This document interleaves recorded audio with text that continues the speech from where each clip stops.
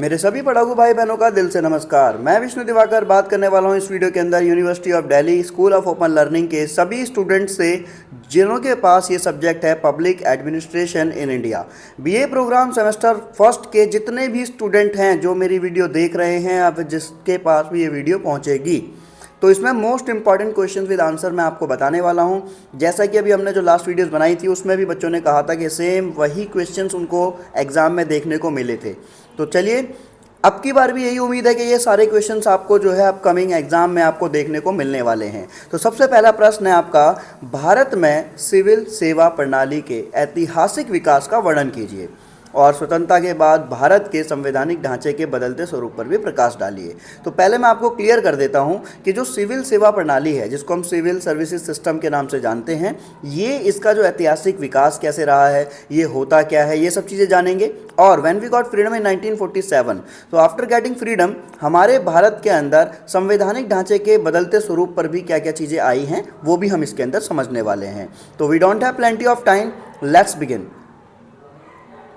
भारत में सिविल सेवा प्रणाली, जो हमारा शासन होता है, हमारे भारत में जो भी शासन चला रहे हैं, तो वो शासन जो है उसकी जो धुरी है, उसका जो मेन पॉइंट है वो सिविल सेवा है।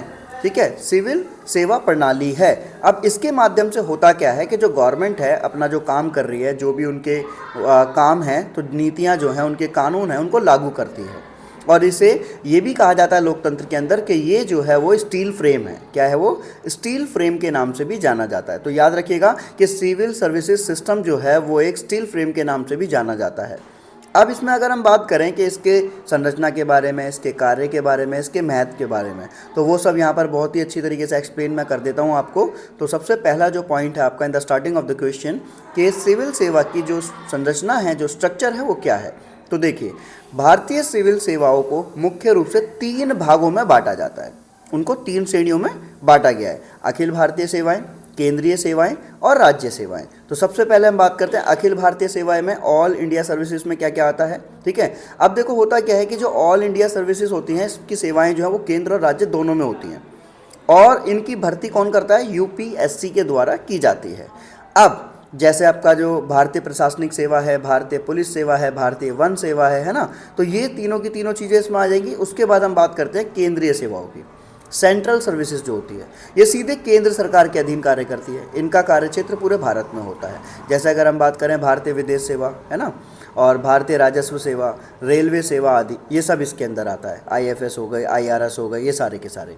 अब राज्य सेवाएं, स्टेट सर्विसेज होती हैं, इसमें क्या होता है? राज्य सरकार के अधीन आते हैं। जैसे आपने सुना होगा कि जो पीसीएस होते हैं, डीएसपी होते हैं, तहसीलदार वगैरह, ये सारे हमारे राज्य सेवाओं में। तो ये समझ में आ गया होगा आपको कि सिविल सेवाओं की संरचना को 3 भागों में बांटा गया है: अखिल भारतीय सेवाएं, केंद्रीय सेवाएं और राज्य सेवाएं। ठीक है, अब आगे चलते हैं।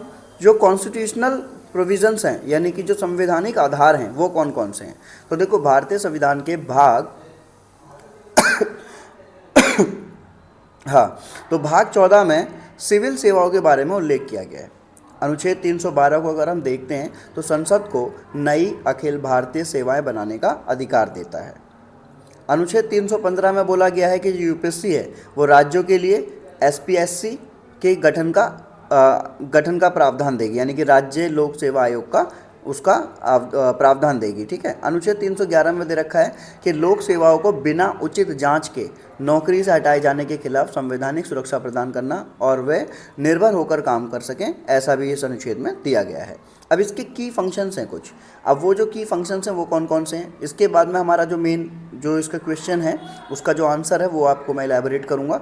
तो सिविल सेवा प्रणाली के कार्य बहुआयामी होते हैं, यानी कि बहुत अलग अलग तरीके से फैले होते हैं।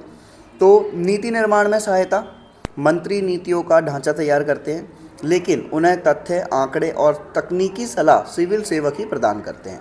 कि मंत्रियों ने तो बना दिया ढांचा, परंतु उस पर अच्छे तरीके से उसके फैक्ट पे काम करना है, उसके स्टैटिस्टिक्स पे काम करना है, ये सारा का सारा काम किसके हाथ में होता है? जो सिविल सेवक होते हैं वही प्रदान करते हैं। उसके बाद आता है आपका नीति क्रियान्वयन, यानी कि सरकार की जो योजनाएं हैं, जैसे मनरेगा हो गई, आयुष्मान भारत हो गई, है ना, इनको ज़मीन लागू करने की जिम्मेदारी इन्हीं की होती है। कानून और व्यवस्था की बात करें, विशेष रूप से आईपीएस और प्रशासनिक अधिकारियों द्वारा समाज में शांति व्यवस्था बनाए रखते हैं। विकास प्रशासन की बात करें तो ग्रामीण और शहरी क्षेत्रों में बुनियादी ढांचे, शिक्षा और स्वास्थ्य विकास का सुनिश्चित करना इसमें शामिल होता है। अब रिक्रूटमेंट एंड ट्रेनिंग की अगर हम बात करें कि भर्ती और प्रशिक्षण की, तो इसकी जो भर्ती है वो मैंने आपको बताया था कि संघ लोक सेवा आयोग यानी कि यूपीएससी द्वारा हर 3 साल बाद होती है, जिसमें प्रारंभिक, मुख्य और साक्षात्कार, यानी कि जो सबसे पहला हमारा प्रीलिम्स होता है, फिर उसमें मेंस होता है और उसके बाद में इंटरव्यू होता है, ठीक है। और अगर हम बात करें कि जो जितने भी चयनित उम्मीदवार होंगे उनको जो है लिबासना, यानी कि जो लाल बहादुर शास्त्री राष्ट्रीय प्रशासन अकादमी है मसूरी में, आईएएस के लिए जो मशहूर है, वहाँ सरदार वल्लभ भाई पटेल राष्ट्रीय पुलिस अकादमी हैदराबाद आईपीएस में, यहाँ पर इनको परीक्षण के लिए भेजा जाता है। आईएएस जो होंगे वो कहाँ जाएंगे, वो जाएंगे मसूरी, और जो जितने भी आईपीएस होंगे वो कहाँ जाएंगे, हैदराबाद, ठीक है। अब उसके बाद में मॉडर्न रिफॉर्म्स इसमें बताई गई हैं कि समय के साथ प्रशासन को बेहतर बनाने के लिए बहुत सारे सुधार किए गए हैं। मिशन कर्मयोगी, सिविल सेवकों की कार्यक्षमता और व्यवहार में सुधार के लिए राष्ट्रीय दक्षता निर्माण कार्यक्रम लागू किया गया है। लैटरल एंट्री बोली गई है, यानी कि इसमें होता है कि निजी क्षेत्र के विशेषज्ञों को सीधे संयुक्त सचिव या निदेशक स्तर पर भर्ती करना, ताकि शासन में विशेषज्ञ आए, मतलब उसके अंदर बहुत ज़्यादा मतलब ट्रांसपेरेंसी भी रहे। ई गवर्नेंस, भ्रष्टाचार कम करने और पारदर्शी बढ़ाने के लिए डिजिटल तकनीकों का उपयोग होने लगा है, ठीक है। तो भारत में सिविल सेवा प्रणाली का ऐतिहासिक विकास कैसे रहा है, यहाँ से हमारे आंसर का दूसरा पॉइंट जो है यहाँ से स्टार्ट हो जाएगा। तो सबसे पहले हम देखते हैं कि जो ये सिविल सेवा की जो जड़ें हैं ना, वो मौर्य और गुप्त काल से ही देखी जा सकती है। आधुनिक रूप मुख्य रूप से ब्रिटिश शासन की देन है ये, और इसके अलग अलग चरण भी हैं। वो चरण कौन कौन से हैं देखते हैं। सबसे पहले हमारा आता है ब्रिटिश काल, ईस्ट इंडिया कंपनी। तो अगर हम बात करें कि ब्रिटिश काल के दौरान हुआ क्या, कि जो लॉर्ड कॉर्नवालिस थे, उन्होंने क्या करा था, वो भारत में एक नागरिक सेवा के जनक माने जाते थे। इन्होंने भ्रष्टाचार को कम करने के लिए ना सिविल सेवकों का वेतन बढ़ाया और उनके निजी व्यापार पर रोक लगाई। उन्होंने सेवाओं को अनुबंधित और गैर अनुबंधित में विभाजित कर दिया कि भाई ये तो ठीक है या फिर जो ठीक नहीं है उसको अलग अलग कर दिया। उसके बाद में वेलेस्ली और फोर्ट जो थे, इन्होंने क्या करा, सिविल सेवकों के प्रशिक्षण के लिए कलकत्ता में इसकी स्थापना करवाई कि वहाँ पर इनकी ट्रेनिंग की जाएगी, ठीक है। उसके बाद में मेकाले समिति आती है, उसमें सिफारिश की गई कि सिविल सेवा में भर्ती के लिए मेरिट आधारित खुली प्रतियोगिता परीक्षा शुरू की गई 1855 से, जो लंदन से स्टार्ट हुई थी। उसके बाद में अगर हम बात करें इनकी जो मांग और विकास है, देखो सत्येंद्र नाथ टैगोर सिविल सेवा परीक्षा पास करने वाले पहले भारतीय थे। तो याद रखिएगा कि जो सबसे पहले जो सिविल सेवा पास की थी वो सत्येंद्र नाथ टैगोर ने की थी 1863 के अंदर।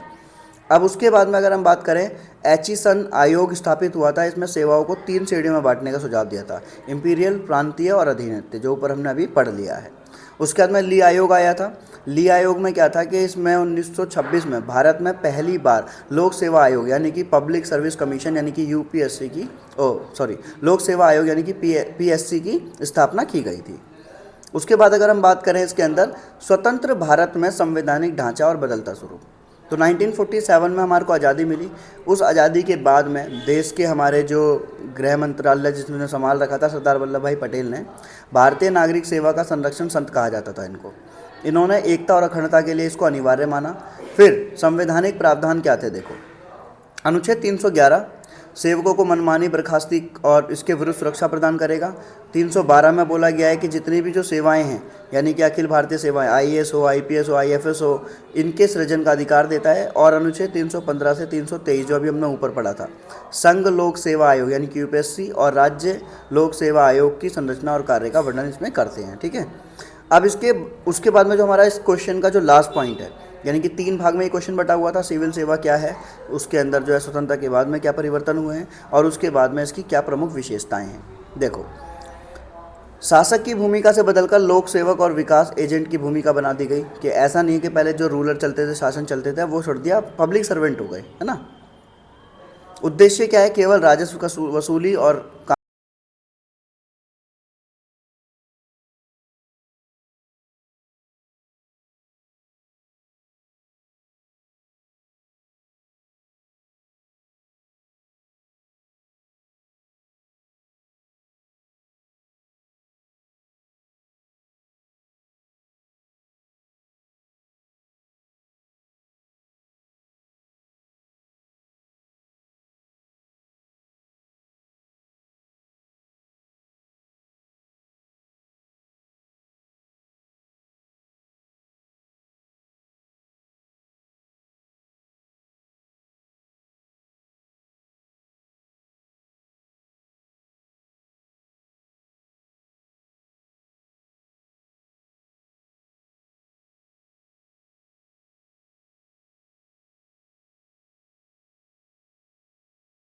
यह कार्यक्रम सिविल सेवकों की क्षमता निर्माण और उनके कार्य करने की तकनीक में आधुनिक सुधार लाने पर केंद्रित है। इसके निष्कर्ष से हमें ये पता चलता है कि इसको भारतीय शासनकाल के अंदर जो सेवा प्रणाली ब्रिटिश शासनकालीन थी तो उसको स्टील फ्रेम से विकसित होकर आज एक गतिशील और लोकतांत्रिक तंत्र बना दिया है। और राजनीतिक हस्तक्षेप और लाल फीताशाही जैसी चुनौतियां आज भी मौजूद हैं, लेकिन संवैधानिक सुरक्षा और निरंतर हो रहे प्रशासनिक सुधारों ने इसे भारतीय लोकतंत्र की रीढ़ बनाए रखा है। तो आई होप आपको ये क्वेश्चन समझ में आया होगा। इसी प्रकार के और भी क्वेश्चन जानने के लिए आप मुझे बता दीजिएगा कमेंट सेक्शन में। मैं आपको सारे क्वेश्चंस की इंपॉर्टेंट वीडियो बनाकर दे दूंगा, ज़्यादा टाइम ना लगे इसलिए मैं एक एक क्वेश्चन की वीडियो बनाकर आपको प्रोवाइड कराता हूँ।